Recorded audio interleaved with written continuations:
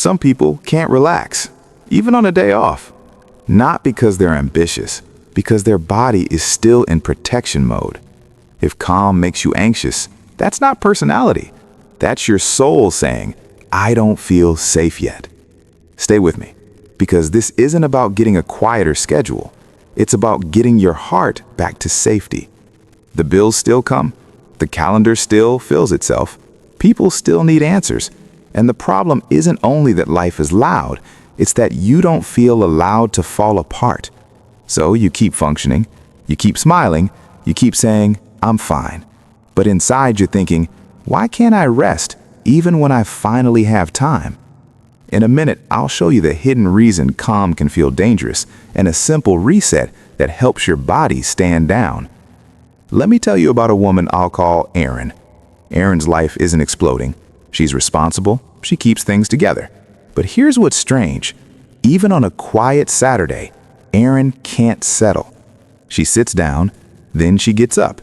Not because she forgot something, because stillness makes her nervous. She checks her phone just once, straightens things that don't need straightening, and when the house gets quiet, her chest gets loud. Deep down, her thoughts sound like this.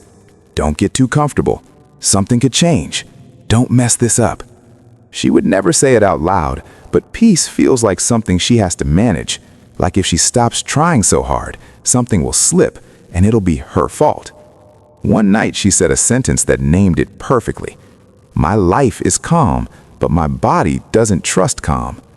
Maybe you don't have Erin's story, but you know the feeling. You're not running because you love running. You're running because stopping feels unsafe. Here's the part most people miss. Restlessness isn't always a time problem. It's an alert problem. Your inner guard learned, if I stop scanning, I'll get blindsided. So your mind becomes a security guard, working overtime. It doesn't say, I'm afraid. It says, let's just be prepared. Let's just stay productive. Pattern interrupt. Sometimes your restlessness isn't a flaw. It's protection that never clocks out. And that's how overthinking begins. Hypervigilance dressed up as responsibility. So what does God do with a soul like that? He doesn't shame it. He brings it back to safety. There's a moment with Jesus that feels like real life. He visits Mary and Martha. Martha is doing what good people do, hosting, serving, managing. Mary sits at Jesus' feet. Martha finally blurts out what many of us feel. Lord, don't you care? Not, don't you care about the dishes? Don't you care that I'm carrying all this alone? And Jesus answers with tenderness, Martha, Martha, you are worried and troubled about many things. Notice what he doesn't say. He doesn't say, you're busy. He says, you're worried. Because the real issue wasn't her schedule, it was the unrest underneath it. Pattern interrupt. Busy hands can hide an unsafe heart. Jesus isn't calling her lazy. He's calling her back to a center. And Scripture ties it together in one line. In peace I will lie down and sleep. For you alone, Lord, make me dwell in safety. Psalm 4:8. Peace and safety travel together. Your soul can't rest where it doesn't feel safe. Think of your inner world like a night security guard. A healthy guard knows when to watch and when to stand down. But if he's seen too many threats, he starts treating everything as danger. A quiet moment becomes suspicious. A calm season becomes the calm before the bad news. So, let me say it plainly. You don't need a busier plan. You need a safer home. Rest isn't what you do when you finish. Rest is what you do when you finally feel held. So, what do you do with this today, without turning it into a checklist? Here's the line I want you to remember. You're not lazy, you're on guard. Now, here's a simple practice you can use inside real life. I call it the safety reset.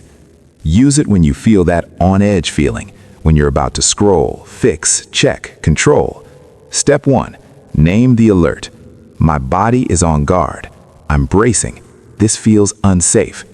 Step 2, locate the moment. Say 3 simple facts. I'm at home. It's night. I'm safe right now. Step 3, return to presence. 1 sentence. Say it out loud. Jesus, stay close to me. Father, hold my heart. You make me dwell in safety. Then do one small physical signal to your body. Drop your shoulders, unclench your jaw, slow exhale. And here's the key. Don't try to solve your whole life in that moment. Choose one next right step. One email, not 10. One call. One honest boundary. I need a minute. Because hypervigilance wants total control, but peace grows through small trust. Erin didn't become peaceful because life got easy. She became steadier because she stopped treating quiet like danger and started practicing safety with God in the room. Let me leave you with what stays. Your soul isn't restless because you're busy. It's restless because it feels unsafe. And Jesus isn't here to scold you for that. He's here to bring you home. So, if you're comfortable, comment one word, bracing, and what's behind it. Work, family, health, money, mind. In the next video, we'll talk about what happens when restlessness turns into overthinking, how hypervigilance becomes anxiety, and how God's peace meets a mind that won't stop. Until then, you're not failing. You're learning safety again.